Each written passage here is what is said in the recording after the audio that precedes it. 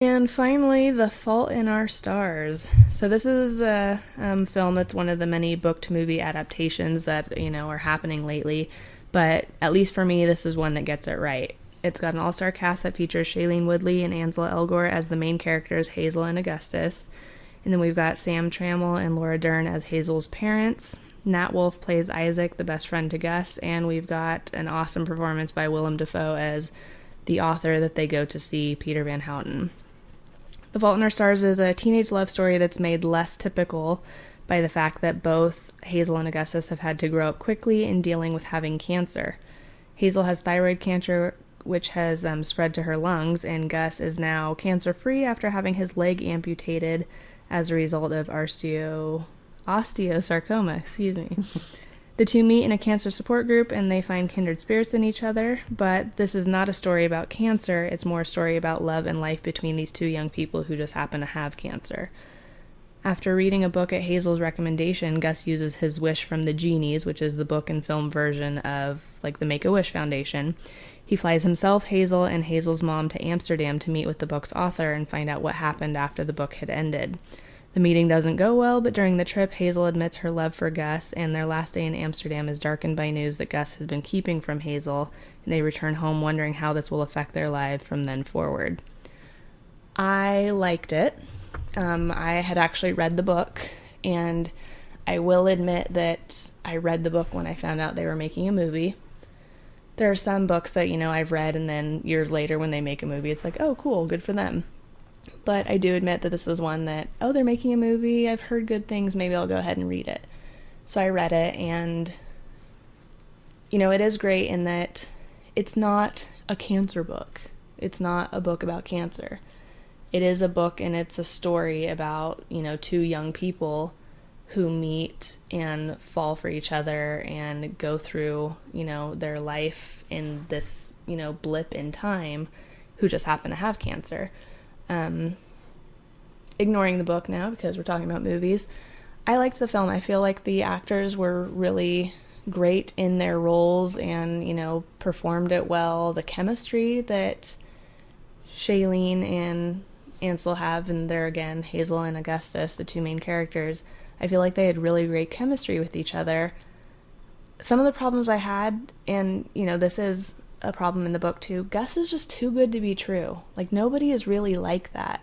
Which is funny because in the beginning of the film, she has this, Hazel has this monologue about how, the storybook, blah, blah, blah, and, I like that just as much as anybody else, but that's not the truth, this is the truth. And the fact that you see Gus, I'm going to call him Gus. Yeah, because that's, his name is Augustus, he goes by Gus.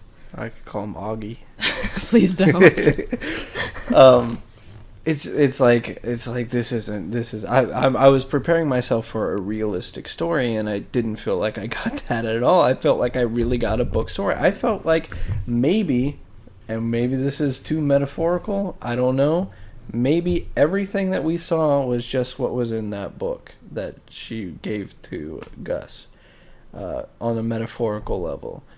I don't know if it all happened or not. No. That's one of those things where it just felt to me like, again, it was like everything was pieced together too conveniently. It was almost like lazy writing in a sense, because it's like, okay, well, she can't go to Amsterdam. Oh, we're just gonna go send her anyway. So well, no, the whole thing is that she has a flare up of her, the issues. She carries an oxygen tank around. She has, because the cancer is now in her lungs, she has trouble breathing, so an oxygen tank is with her everywhere. Because of the issues with her lungs, at one point her lungs fill up with fluid and she's rushed to the hospital where she's put in ICU. Right. So they have to cancel their trip. Well, the doctor flat out tells her, no, you cannot go. And then her doctor, who has, gone through all of it with her, finally says, yes, you can go because you have to live life. Because through all of it, Hazel is under the assumption that she's going to die any day. See, I didn't see that. I didn't see... What I saw was her mom just said, yeah, we're going to go. I didn't see her doctor saying that they could go.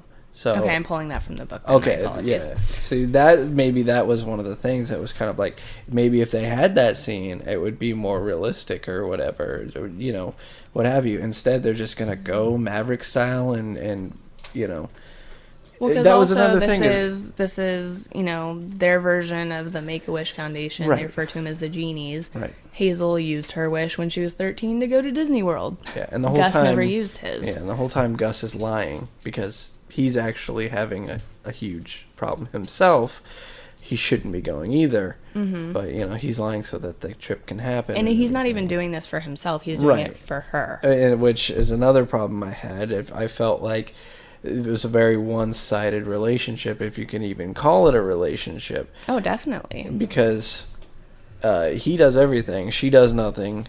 But again... This is one of the problems I have with these kinds of movies, because I feel like they're intended for a specific audience, that being teenage to mid-20s girls, you know, even maybe beyond that. Late you know, 20s though. I don't want to stereotype too much, but there were men in my theater. Oh, there were men in my theater too. I'm a man, and I went to see it. But that's the problem, is I feel like this is intended for women, heterosexual women, to go see this film.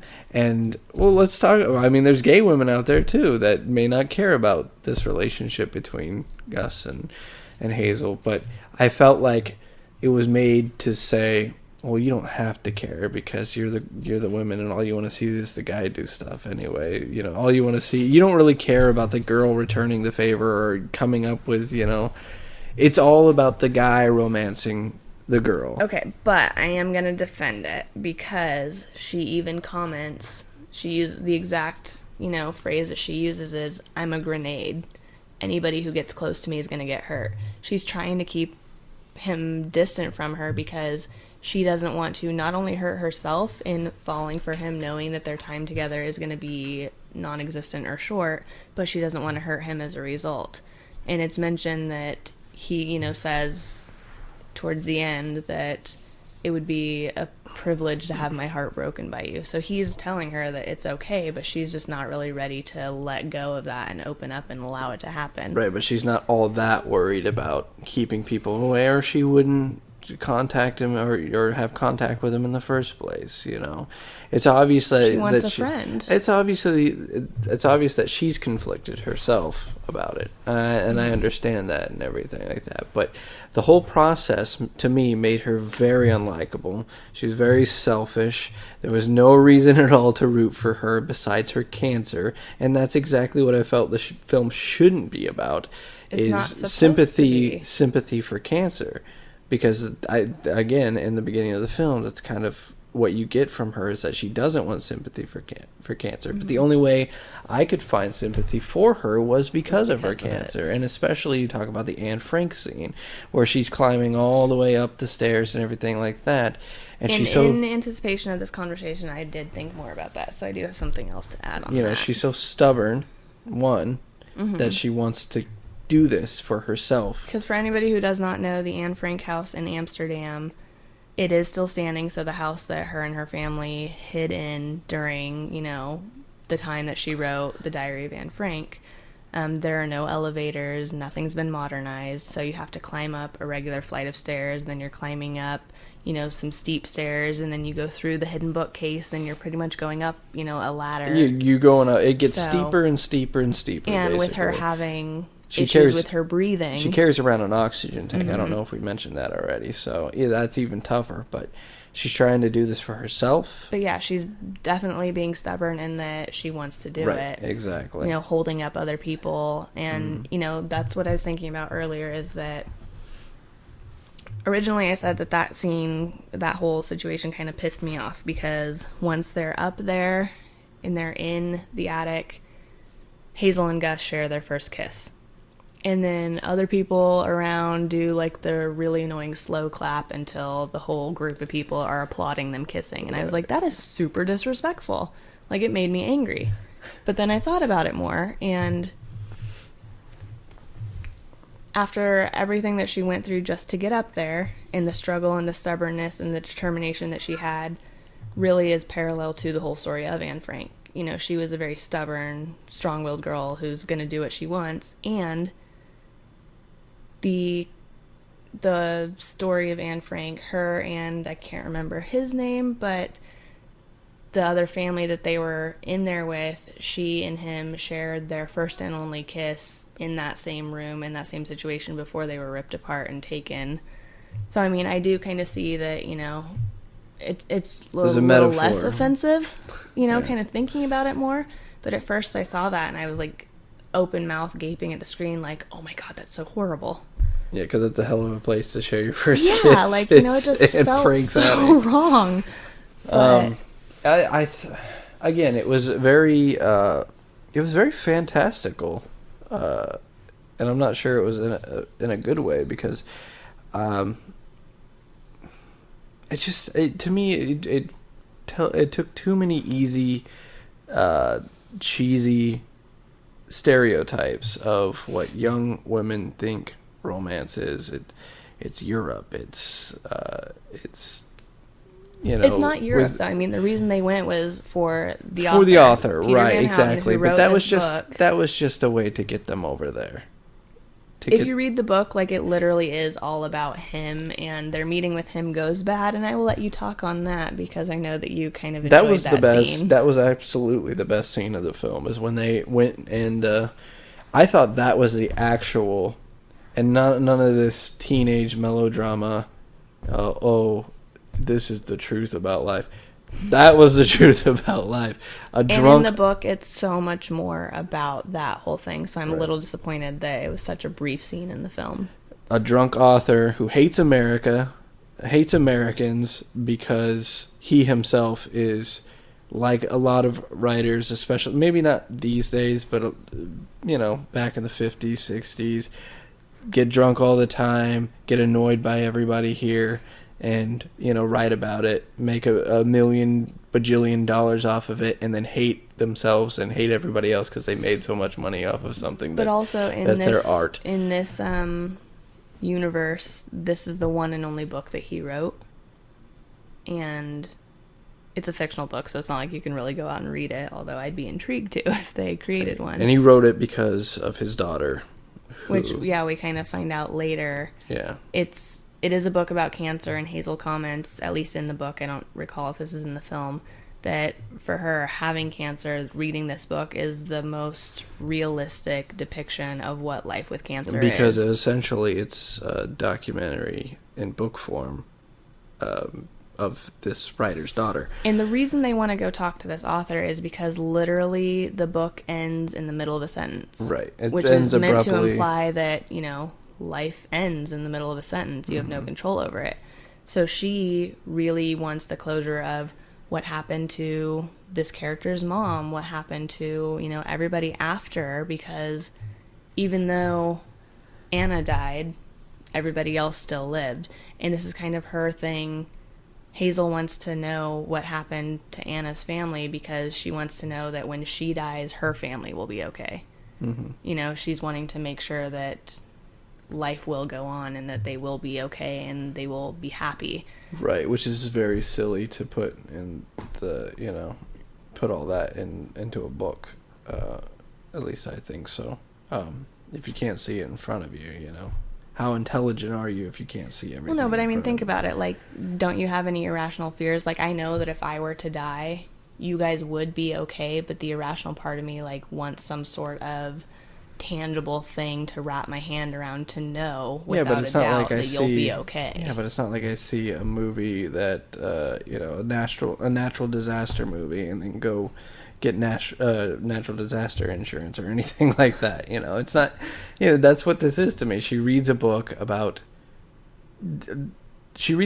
thinks has all the answers that she's looking for except for the very end. And that that question needs to be answered. And so this drives the whole thing of going to get it. Mm-hmm. And so the author, who is played by Willem Dafoe, which you mentioned in your synopsis, very salty character, not likable at all, in the least, very ugly guy, Yeah, they really, like, I mean, not like he's the most suave and handsome fellow on the earth, but they, like, No, made him he extra usually ugly has, with you know, this. usually and you see him in pictures, he has slick back hair and stuff like that. And in this movie, he has like a crew cut, and you know, he's wearing these big old glasses and everything, and he's swigging out of a what do they call, a flask, and you know, he gets him in there, and he basically kind of shrugs off all their questions and calls them stupid, and she's actually wearing a shirt that references a joke in his book about, you know, this isn't a pipe, this is a picture, this is a drawing of a pipe, Right. you know? And he basically calls her an idiot for doing that. He doesn't flat out do that, but he implies, you know, you're a child for, you know, picking one of these very small jokes out of my book and clinging on to it and commercializing it by putting it on a shirt.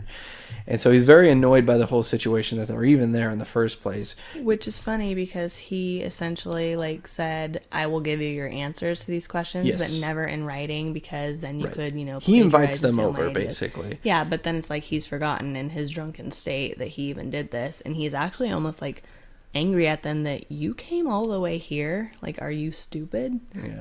So And, I think well, we that also find feeds out into that it. he has a personal assistant that I'm guessing Mm-hmm. doubles as somewhat of a love interest for him, that takes care of everything.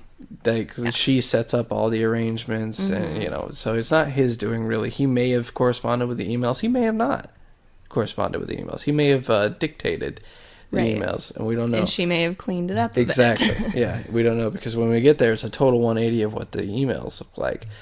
And so when we get there, he's, you know, he puts on some Swedish hip hop and tells them to listen to it. And they're just like, what are you doing? You're wasting our time, blah, blah, blah. So they get up and they turn it, and he asks them about, you know, what are they saying? It's not about what they're saying. It's about how they're saying it.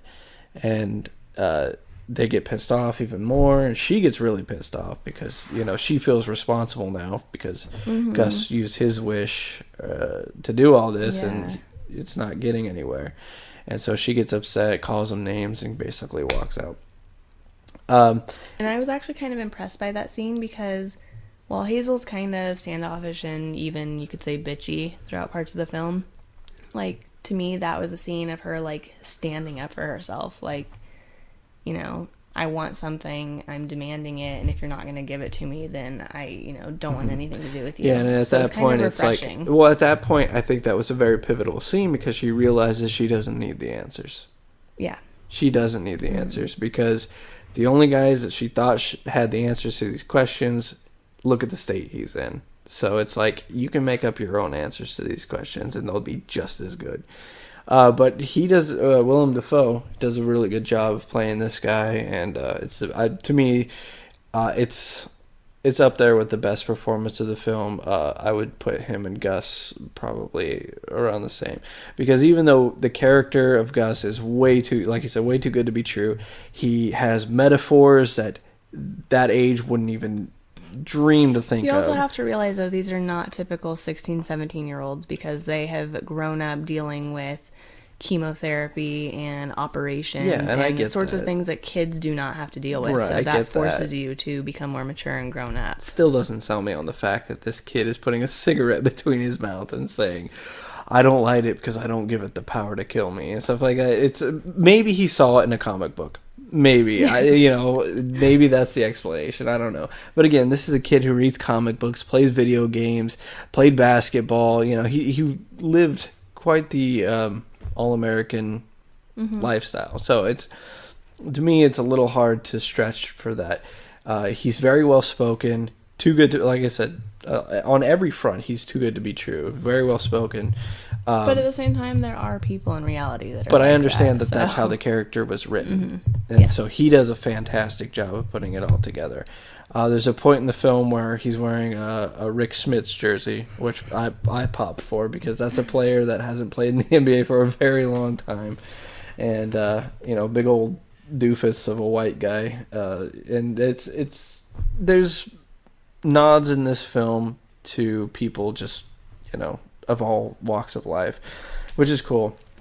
The supporting characters, some of them were cool, There's not a whole lot Her of mom them, though. kind of annoyed me a little. The mom was... the Because character was flawed, and also the performance was flawed. Laura Dern, I'm not a big fan of hers in the first place. I'm really not either.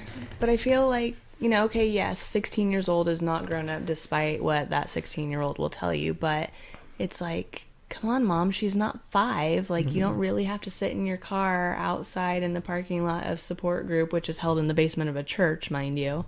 It's like, she'll be okay. You don't have to really, baby her. She's very clingy, but she's also very, I want you to get out there and do this, and blah, blah, blah. Which, looking at multiple sides of it, like being a parent myself, I could see, like, if my child were experiencing cancer and I knew that my time with him were limited, like, yeah, I'm going to be clingy. I'm going to be selfish because I have limited time, but I am also going to try and encourage him to do the things that he wants to do because we don't know how much time he has left. Right. So I do get both sides of that, but just, for the sake of a film, which again, you want to take you out of your own reality and put you in a fantasy world for a couple of hours, she kind of annoyed me. Yeah. I want to also mention, because I think it is important to mention the supporting roles, even the supporting roles. Nat Wolff. As Isaac. I wasn't going to mention that, but yeah, he offers some comic relief, which is much needed. He's kind of a vent, if you will, for all this mushiness and all this too good to be true stuff and stuff like that. This guy's losing his eyes and his eyesight, obviously, because of that. And it's funny, he's got one eye and he's playing Halo because his girlfriend just broke up with him. All he wants to do is play video games. And he wants to hit something, so Gus gives him all of his old trophies and is like, have at it. So you see him in the background busting these things up while Gus and Hazel are having a conversation. Exactly. And then later, after he has lost his eyesight, Hazel and Gus take him to his ex-girlfriend's house where they, guide him in throwing eggs at the car. And I want to say if there were more stuff like Isaac, a little bit more, not a whole lot more, but a little bit more, and less of the too good to be true and situations, romantic situations. It was almost like a John Hughes film, almost. I also like. Do you want to throw another almost? Let me see if I can say this right. Mike Birbiglia, I believe, is his name. He plays the support group leader. That guy was such a joke, though. Like, the it was sad funny. thing is that there are great. people like him in reality, which right, makes me a little bit sad because it's like he believes it so intently and. Right, there was a lot of funny gags. That's hard for me personally to relate to. There was a lot of funny gags, like they're sitting in the support group, and there's a rug of Jesus in the middle, and did crochet. Right, hook, we're right in the heart something. of Jesus, and it's literally. literally in the heart of Jesus, and he's playing guitars, and he has testicular cancer, which is not funny at all, but it is because they make it out to be. Because they say the way they say it, they're like, we don't care about your ball cancer, and it's kind of he's such a sad character, but he's sad, but he's found his own happiness. Right. He has the answers that she is looking for already, but she makes fun of him for it because it's not her. Put it. It's not her idea of what life should be, and so he's sitting there playing Super Mario Kart and everything like that, and he's playing songs on his guitar, and he's meeting with kids, and that's his whole life, but that's very important. And we see that at the end of the film when Laura Dern's character, the mom, says that she is going to take all this, her experiences, and use it to just support families that are in the same situation. Kind of like as a social worker. It's almost exactly what this guy is doing, just on a much more serious scale, I guess. Because Hazel does comment that she's afraid that when she's gone, her parents won't have anything. And then her mom reveals that she's actually been taking classes and going to school to do this. Which, to me, I didn't understand the ending of that scene where she was so happy for that. I get that she would be happy for that because... mom's found a purpose, and it still involves me to an extent, and it's so because she's do you combining. recall the scene that she flashes back to when she first was diagnosed, and her mom is sobbing and makes the comment, "I'm not going to be a mom anymore." Well, that was when she was about to die, and the first time. Yeah, when she's first diagnosed. When she was still a kid. So you're 13 years old, and you hear your mom say that, and even though you get better, quote unquote. and you're still sick, like that's always in the back of your mind because that is her life. She's a mom.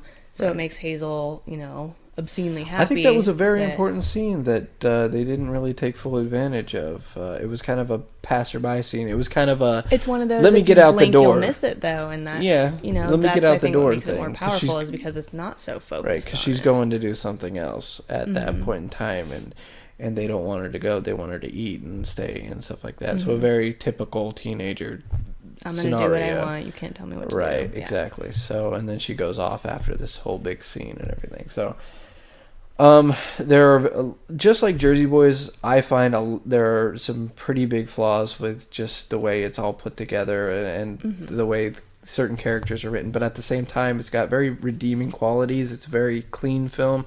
It's not a bad film. It's not a film that I did not want to see. It's not a film that I wanted to walk out of the theater on. Even during the mushy scenes, I rolled my eyes at some of them or whatever, but I still wanted to stay to see what happens through to the end. I recommend it. I do recommend it, and I give it a 3 out of 5. So I would agree with the rating. I'd say 3 out of 5, and again, I've read the book, so I think that kind of helped me with understanding certain parts of it. And I know that, unless I read it out loud to you, you're never going to read the book. But, the good thing about this, though, is you don't have to read the book to understand what's going on. It just kind of helps give you that extra dimension that you don't get from the film. Right. So I definitely recommend this as well, whether you've read the book or not. And, if you enjoy books and you've seen the film, definitely encourage you to pick up and read the book. And, of course, there are things in the book that were left out. I don't feel like there's anything major that was left out. Just some, little bits and pieces here and there. So, I definitely enjoyed it. And again, I think for me, the biggest thing is, prior to recent things, the only thing I had ever seen Shailene Woodley in is The Secret Life of the American Teenager, in which she plays the main character who becomes, pregnant as a teenager and decides to keep her child and everything.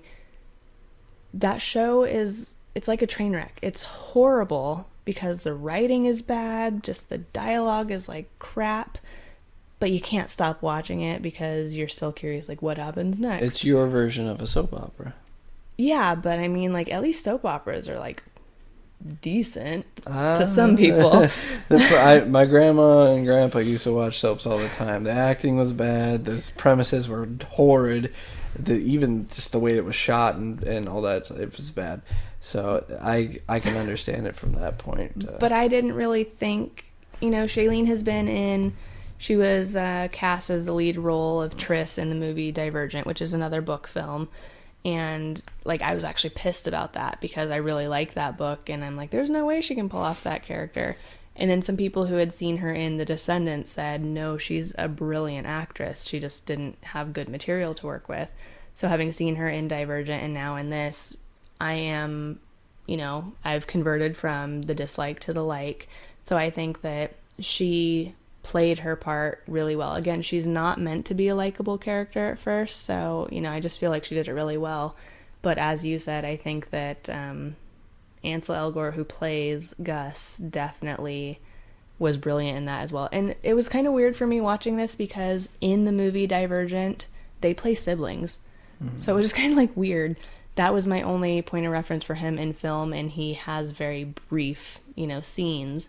So you don't really get to see him as an actor in that film. So this was kind of my first experience with him, as an actor, and definitely looking forward to more from both of them. So 3.5, definitely recommend it. This is one of those that I may or may not purchase. 3 or 3.5? You said 3 first time. Did I? 3.5 is what 3. I'm going with, yes. Okay. And it's one that... not sure if I would purchase it. If there's like a really good sale on it, I might buy it when it comes out on DVD. But this is something I do think will sell very well on DVD. I think it's going to be like one of those Nicholas Sparks type movies that it's not going to sell for a whole lot. Probably it's probably going to be $5 bin pretty soon. But I think most people will pick it up when they do.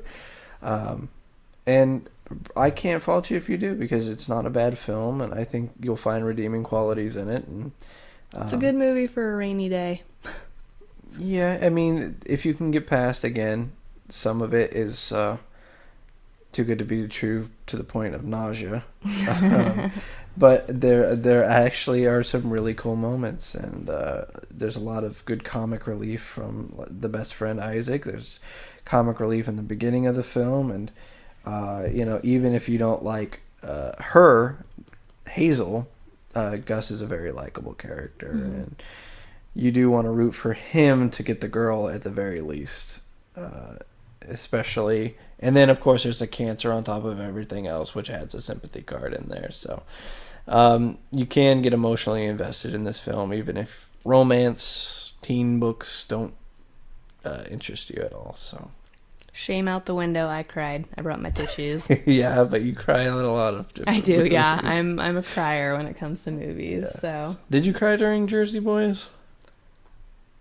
No, Okay. I didn't have any. I mean, there were a couple of moments where it was like, kind of, the sigh of like, oh, that's, cool or whatever. But I don't think I got actually teary. I think if the daughter situation was set up a little bit more, I think you would have cried during yeah. the funeral scene. Probably. When he sits down on the bench.